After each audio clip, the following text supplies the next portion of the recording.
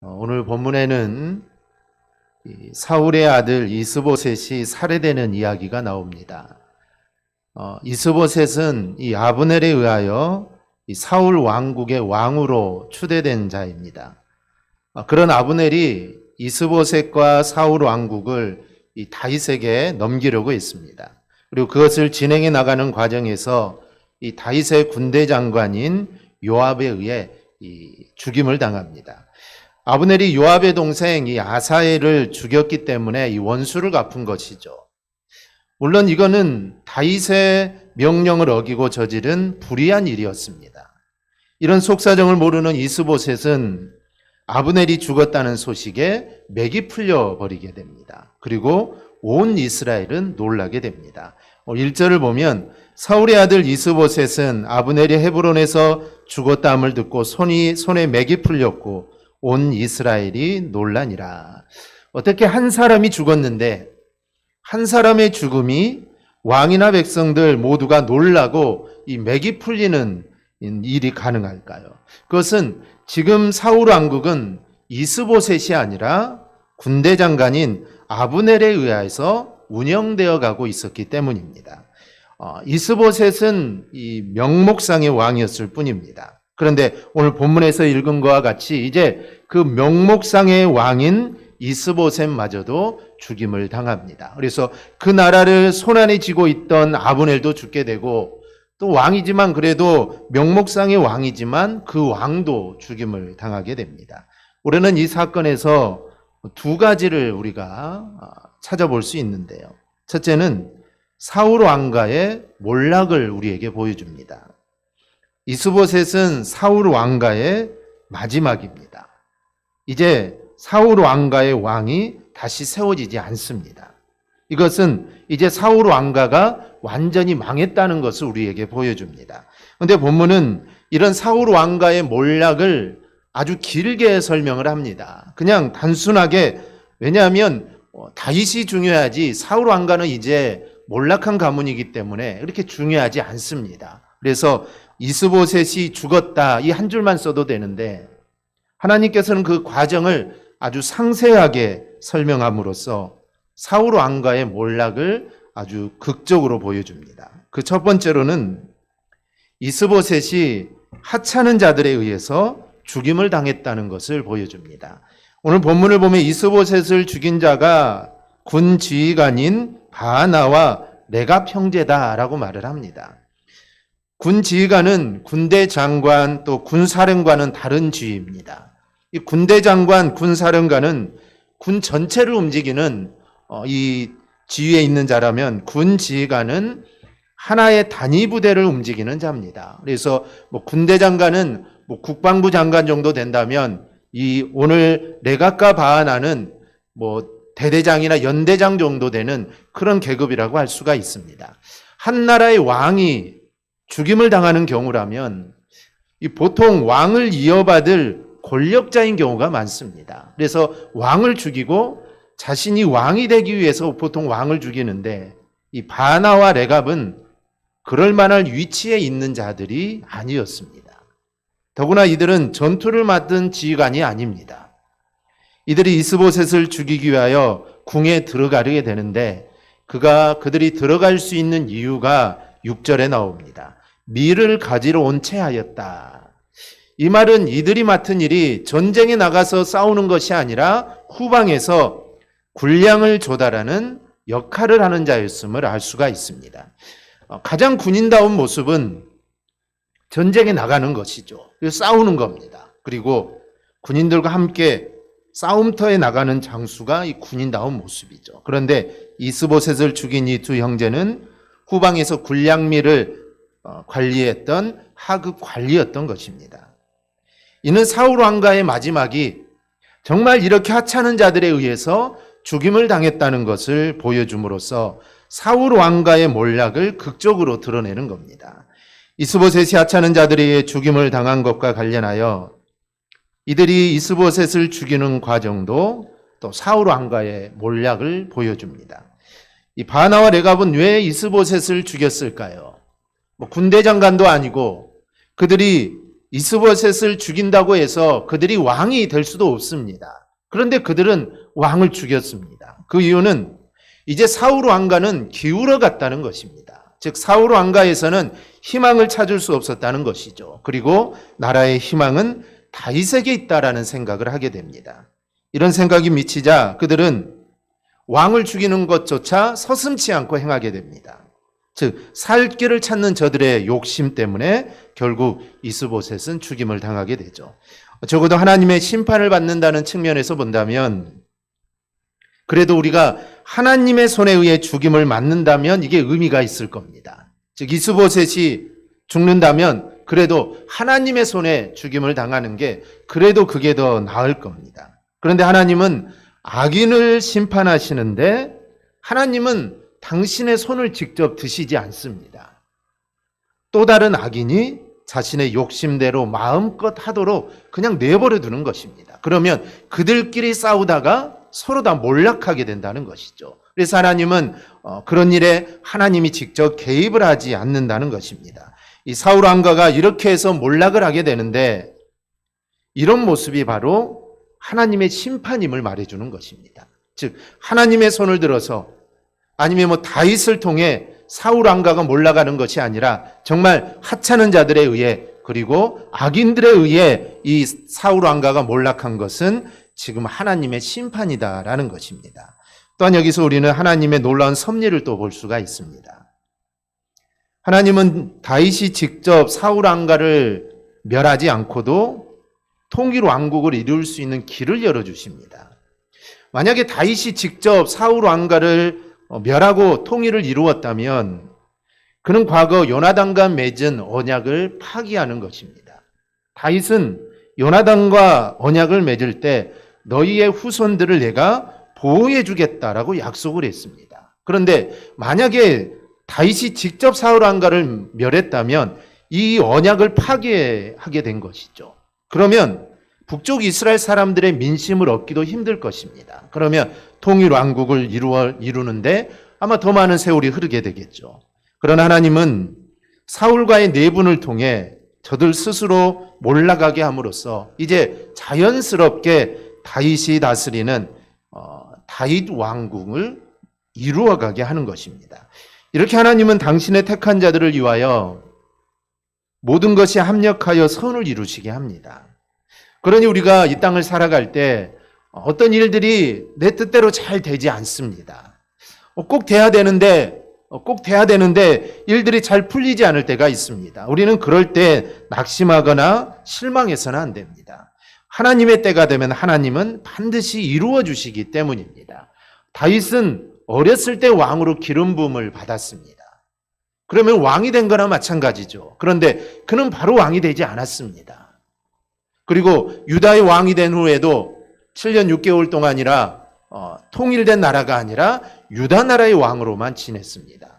얼마나 오랜 세월이 지났습니까? 그런데 다윗은 너무 성급하지도 않았고 하나님의 때를 기다렸습니다. 그렇다고 절망하지도 않았죠. 하나님의 때가 되면 하나님이 이루어 주시기 때문에 그 때를 기다리고 있었던 것입니다. 우리도 일들이 잘 풀리지 않는다고 낙심하거나 좌절하지 말고 우리도 하나님의 때를 기다리는 우리 성도들이 되어야 될 줄 믿습니다. 또 하나는 무비보셋에 대한 언급이 나옵니다. 이 무비보셋은 요나단의 아들입니다. 그러니 사울의 아들인 이스보셋이 죽는다며 이제 당연히 요나단의 아들인 무비보셋이 사울 왕가를 이어가는 게 맞습니다. 더구나 원래 왕이 될 왕자는 이스보셋이 아니라 요나단이었으니 더욱 그렇습니다. 그런데 본문에는 이런 무비보셋이 다리를 절었다라고 합니다. 그렇게 된 이유가 4절에 있습니다. 사울의 아들 요나단에게 및 다리 저는 아들이 하나 있었으니 이름은 무비보셋이라. 전에 사울과 요나단이 죽은 소식이 이스라엘에서 올 때 그의 나이가 5살이었는데 그 유모가 안고 도망할 때 급히 도망하다가 아이가 떨어져 절게 되었더라. 전에 사울과 요나단이 죽었을 때 유모가 무비보셋을 피신시키다가 떨어뜨려서 다리를 절게 되었던 것입니다. 사실 이스보셋이 죽는 이야기를 다루는 본문에서 무비보셋이 다리를 절게 된 거, 그것도 지금 이야기도 아니고 몇 해 전의 이야기를 꺼낸 데는 이유가 있습니다. 그것은 본문을 그렇게 기록한 의도가 있다는 것이죠. 이스보셋이 죽으면 무비보셋이 그 뒤를 이어가게 됩니다. 그러면 사울 왕가는 여전히 든든해지는 것이죠. 왜냐하면 왕이 있기 때문에 여전히 북이스라엘을 다스리는 사울 왕가가 되는 겁니다. 그런데 무비보셋이 다리를 절었다는 것은 이 자는 왕이 될 수 없는 인물이라는 겁니다. 왜냐하면 이스라엘 사람들에게 불구가 된다는 것은 이 사람은 부정하거나 하나님의 저주를 받는 상징이 되기 때문입니다. 그러니 하나님의 저주를 받은 사람이 이스라엘의 지도자가 될 수 없다는 것이죠. 지금 본문은 그 사실을 밝히는 것입니다. 즉 이스보셋이 죽고 나서 이제 사울 왕가를 이어갈 왕제가 이제는 없다라는 것입니다. 즉 사울가의 몰락을 보여주는 또 하나의 표현이라고 할 수가 있습니다. 여기서 사울 왕가의 몰락이 우리에게 보여주는 교훈이 있습니다. 바로 하나님이 공의로우시다는 것을 우리에게 보여줍니다. 이미 하나님께서는 사울이 사무엘을 기다리지 못하고 제사를 드렸을 때 사울의 나라는 길지 못할 거라고 했습니다. 즉 너희 나라는 길지 못할 것이다. 만약 사울이 하나님의 명령에 순종했다면, 하나님의 공의로우심을 드러냈다면 그의 나라가 영원했을 것이다 라고 말을 합니다. 즉 그때 하나님 말씀에 순종했다면 너희 나라는 영원할 것이다. 그런데 불순종했기 때문에 너희 나라는 길지 않을 것이다 라는 것이죠. 그리고 하나님이 사울을 버리셨다라고 말을 합니다. 오늘 본문이 이스보셋이 죽음으로 사울 왕가가 몰락하는 것은 바로 하나님의 말씀이 하나도 땅에 떨어지지 않고 그대로 이루어졌다는 것을 우리에게 보여줍니다. 이것이 바로 우리가 알아야 하는 것입니다. 하나님의 말씀은 간단합니다. 어렵지 않습니다. 하나님의 말씀은 하나님께 순종하라는 것입니다. 하나님께 순종해야 되는 이유는 하나님의 말씀은 반드시 그대로 이루어지기 때문입니다. 이루어지는 것이기에 순종해야 된다는 것이죠. 이루어지지 않는다면 순종해서 무슨 소용이 있겠습니까? 그런데 하나님의 말씀은 반드시 이루어집니다. 그러니 우리에게 있어야 될 것은 하나님 말씀에 순종해야 합니다. 그리고 그것이 바로 하나님의 이 정의입니다. 또한 사울이 하나님을 버리자 하나님도 그를 버리십니다.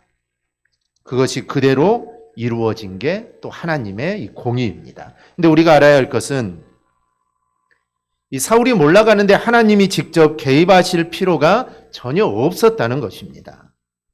하나님께서는 그냥 악인들이 그 욕심을 그대로 내버려 두어서 사울을 심판한 겁니다. 하나님이 직접 사울을 쳐서 넘어뜨리신 게 아니라 악한 자들의 욕심이 서로를 무너뜨리게 하나님은 내버려 두십니다. 그래서 아브넬이 그랬고 오늘 본문에 바나와 레갑이 그랬던 겁니다. 이 바나와 레갑이 다윗 앞에 가서 하는 말을 보면 또 이 과관도 아닙니다. 8절을 보면 이렇게 말합니다. 왕의 생명을 해하려 하던 원수 사울의 아들 이스보셋의 머리가 여기 있나이다. 여호와께서 오늘 우리 주 대신 왕의 원수를 사울과 그의 자손에게 갚으셨나이다. 이들은 하나님의 이름을 들먹이고 있습니다. 즉 여호와의 이름을 언급하면서 자신들의 이 살인 행위를 정당화하는 것입니다. 마치 자신들이 하나님의 공의를 지금 이루었다라는 것이죠. 그리고 저들은 이스보셋의 머리를 바치면 자신들에게 상을 내릴 거라는 생각에 그들이 이렇게 아첨을 하는 것입니다. 우리는 여기서 악인들이 자신의 욕심을 드러내는 말이 굉장히 은혜로운 단어들을 쓰고 있다는 점을 우리는 보게 됩니다. 여호와께서 다윗 왕의 원수를 사울과 그의 자손에게 갚으셨다. 즉 자신들이 지금 한 일이 하나님의 일이고 하나님의 공의를 이 세상에 드러낸 일이다라는 것입니다. 그런데 이거는 아부하는 말입니다. 그들은 절대 그렇지 않습니다. 그들은 기회주의자들이죠.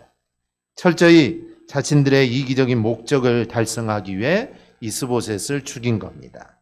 즉 그들은 이스보셋을 죽여서 그의 머리를 다윗에게 가져가면 다윗이 그들을 환대해주고 공을 세워 지켜주고 포상해 줄 거라고 그들은 믿었던 것입니다. 그래서 이스보셋을 죽인 것이죠. 그러므로 그들의 행위는 하나님의 뜻에 따른 것이 아니라 순전히 자신들의 이기적인 만족을 위해서 그 일을 하게 됩니다. 게다가 그들은 자신이 한 일이 정당하다는 것을 보이기 위하여 하나님의 이름을 운운하고 있습니다. 즉 그들은 자신들의 이기적인 목적을 이루기 위해 하나님의 거룩하신 이름과 신앙을 이용한 것이죠. 이러한 모습이 바로 십계명 중에 여호와의 이름을 망령되게 부르지 말라. 바로 이 계명을 지금 이들은 어기고 있는 것입니다. 즉 자신의 이익을 위해 하나님의 이름을 사용하는 것이죠. 여러분 우리가 100번 1000번 경계해야 될 것이 바로 이런 모습입니다. 표현은 굉장히 은혜로운데 실상 자기의 욕심만 채우는 행동하는 것, 우리는 이런 모순에 빠져서는 절대로 안 됩니다. 결과는 하나님의 공의가 서는 것이지만 그것은 하나님께 쓰임받는 것이 아닙니다. 즉 이 두 사람을 통해 하나님의 공의가 드러나기는 했습니다. 그런데 그들을 하나님께 쓰임받았다라고 할 수는 없는 것입니다. 오히려 그들은 하나님의 공의는 드러날지 모르지만 그들은 하나님께 버림받은 것입니다. 그 욕심대로 버려두면 저절로 서로 심판하면서 망하는 것입니다. 욕심은 결코 하나님의 공의와 함께 할 수 없습니다. 욕심에 이끌리며 망하는 것입니다. 하지만 그럼에도 불구하고 하나님의 공의는 서게 된다는 것이죠. 따라서 우리가 하나님의 공의를 보면서 우리는 우리의 욕심대로 움직였는지 내 자신을 돌아봐야 합니다. 우리가 가룟 유다를 볼 때도 그렇습니다. 가룟 유다는 정말 사탄이 그 마음속에 들어가서 예수를 팔았지만 이 되어지는 모든 가정들은 어찌 보면 하나님의 지금 일들이 이루어지는 가정입니다. 하나님의 일들이 이루어지는 것이죠. 하나님 주님은 팔리셔야 하고 그리고 고난을 당하셔야 하고 채찍질을 맞아야 하고 그리고 십자가에 달려 죽으셔야 합니다. 이 모든 것들이 이미 구약에 다 예언된 내용들입니다. 그 일을 이루어야 되는데 어찌 보면 하나님의 공의가 이루어져야 되는데 가룟 유다는 어찌 보면 그 일에 지금 쓰임을 받은 것입니다. 그렇다고 해서 우리가 가룟 유다는 참 대단하다, 하나님의 일을 했다라고 우리는 하지 않습니다. 하나님의 일은, 하나님의 뜻은 드러났지만 가룟 유다는 버림받은 것이죠. 그는 망한 것입니다. 스스로 자결하고 말았다는 것이죠. 사울과의 몰락이 우리에게 보여주는 것은 하나님의 공의가 그대로 실현된다는 점입니다. 그리고 그런 과정에서 우리의 욕심이 쓰임받아서는 안 됩니다. 그것은 또 다른 욕심에 의해 여전히 망할 길이기 때문입니다. 둘째로 이스보셋의 죽음은 다윗의 정의로움을 보여줍니다. 이스보셋의 죽음은 다윗에게 어떤 의미가 있을까요? 사울 왕가가 완전히 무너짐으로 이제 자신의 정당성이 더욱 인정받게 되는 것입니다. 한 나라가 있고 왕이 있는데 또 다른 왕이 있다는 것은 이 정당성에 대해서 의심을 받기 마련이죠. 왕이 죽어야 되고 아니면 한 나라가 망해야만 새로운 나라를 세우고 왕이 될 때 이 정당성이 인정을 받는데 나라가 두 개로 나누어져 있긴 하지만 여전히 사울가의 왕은 따로 있습니다. 그러니 다윗이 왕이라고 하지만 이 정당성을 인정받기가 좀 힘듭니다. 그런데 이제 이스보셋이 죽게 되고 사람과의 대가 다 끊겨버렸으니 이제 다윗의 정당성을 인정받게 되는 사건이죠. 그렇다면 이스보셋의 머리를 들고 온 바나와 레갑 형제는 다윗에게 공신 중에 공신입니다. 세상적인 관점에서 보면 그렇습니다. 이스보셋의 죽음은 다윗 자신에게 좋은 기회였던 것이죠. 그런데 우리 성도는 이렇게 자신에게 이게 내게 유리한가 불리한가에 따져서 이익을 쫓아가는 자가 되어서는 절대로 안 됩니다. 성도라는 타이틀로 산다면 아무리 좋은 기회가 나에게 온다 하더라도 이게 정말 하나님 앞에 정당한 것인지 우리는 다시 한번 생각해야 합니다. 이런 점에서 다윗은 정의로움을 잃지 않았습니다. 그들을 환영할 수도 있었습니다. 잘했다라고 말할 수도 있겠죠. 그런데 다윗은 그렇게 하지 않았습니다. 바나와 레갑에게 이렇게 말합니다. 11절을 보면 악인이 의인을 그의 집 침상 위에서 죽인 것이겠느냐. 그런즉 내가 악인의 피 흘린 죄를 너희에게 갚아서 너희를 이 땅에서 없이 하지 아니하겠느냐. 저들은 이스보셋이 마치 악의 근원인 척 이야기를 합니다. 우리가 악인을 죽였다라는 것이죠. 그런데 다윗은 의인이라고 합니다. 이스보셋을 향하여 의인이라고 하죠. 이스보셋만 없어지면 자신은 통일 왕국의 왕이 될 수도 있는데도 다윗은 이스보셋을 해할 이유를 찾지 못했던 겁니다. 더구나 이미 하나님으로부터 왕으로 기름을 부음받은 다윗입니다. 그러니 이제 이스보셋이 죽었으니 야, 이제 하나님의 뜻이 이루어지겠구나, 그렇게 생각할 수도 있습니다. 그럼에도 다윗은 두 사람이 의인을 죽였다고 하고 그들을 처형합니다. 다윗은 정치적인 유불리만 따지지 않았습니다. 하나님의 정의가 어디에 있는가를 다윗은 본 것이죠. 비록 하나님께서 자신에게 하신 언약이 이루어지기 위해서는 사울 왕가가 멸망해야 하는 것은 이거는 사실입니다. 그러나 그것을 자신의 손으로 하지는 않았습니다. 이스보셋이 자신에게 잘못한 것이 없느나 그는 자신의 손으로 이스보셋을 칠 수도 없었고, 또한 이거는 요나단과의 언약을 어기는 것이었기 때문에 다윗은 그렇게 할 수가 없었던 것입니다. 그럼 어떻게 다윗이 이스라엘의 왕으로 세워질 수 있을까요? 다윗은 그것이 하나님께서 하실 일이라고 보았던 것입니다. 즉, 나라가 하나가 되고 내가 온 이스라엘의 왕이 되는 것은 내가 할 일이 아니다는 것이죠. 이것은 하나님이 하실 일이다.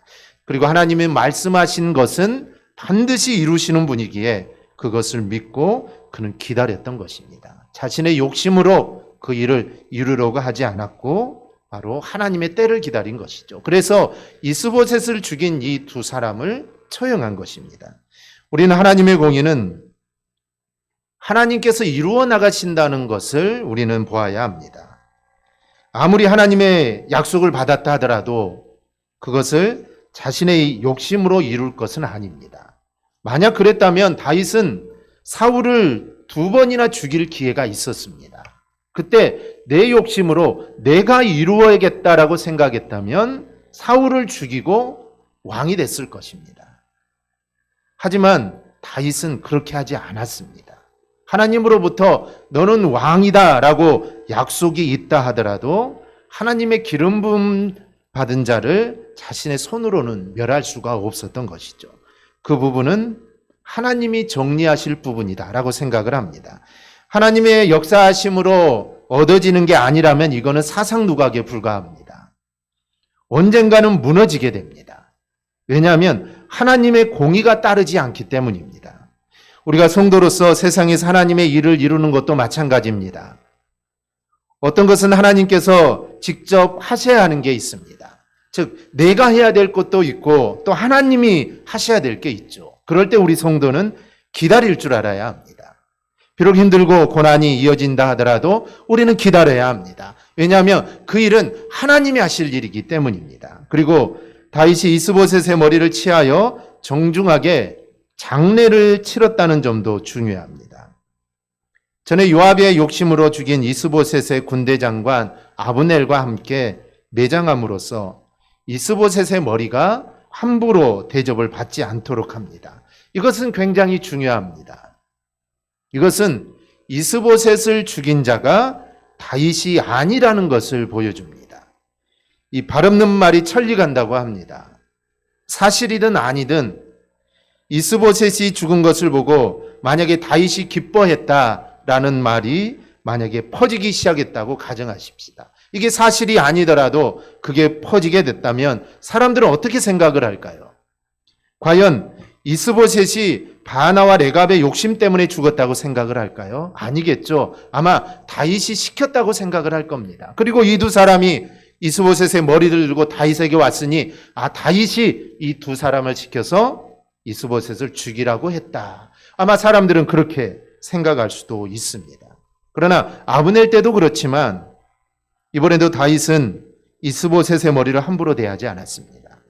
정중하게 장례를 치르고 슬퍼합니다. 그래서 내가 이스보셋을 죽인 게 아니라는 점을 분명하게 합니다. 그리고 다윗은 진심으로 슬퍼합니다. 그러자 사람들의 마음이 더욱 다윗에게로 향하게 됩니다.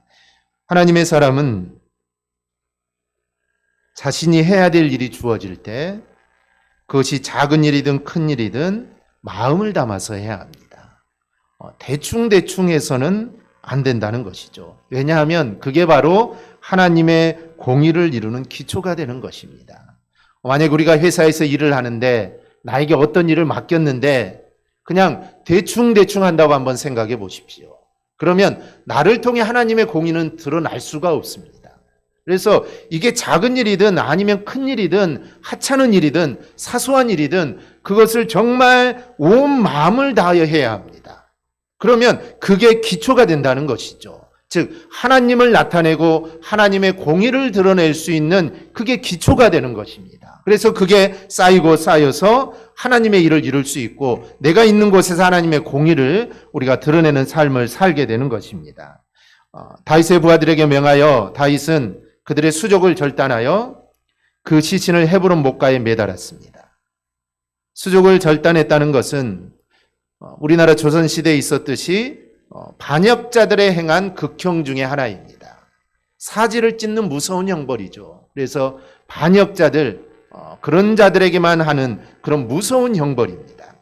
헤브론 목가라는 것은 그 당시에 사람들의 왕래가 많았던 곳입니다. 다윗은 이러한 헤브론 목가에 레갑과 바나의 시신을 매달음으로써 악인의 말로가 어떤지를 온 백성에게 보여주고 나라의 기강을 세우고자 한 것입니다. 하나님은 이와 같이 바나와 레갑의 이 처참한 종말을 당시 이스라엘 백성들뿐만 아니라 오늘날 우리에도 신앙의 경계로 삼기를 바라십니다. 우리가 성경을 살펴보다 보면 성경에는 아름다운 이야기도 있지만 악인들의 종말에 관한 내용도 성경에는 정말 많이 있습니다. 지도자 모세를 대항한 이 고라 일당의 종말이 있습니다. 이스라엘의 우상 숭배를 조장하고 선지자와 무고한 자들을 죽인 아방의 종말도 있습니다.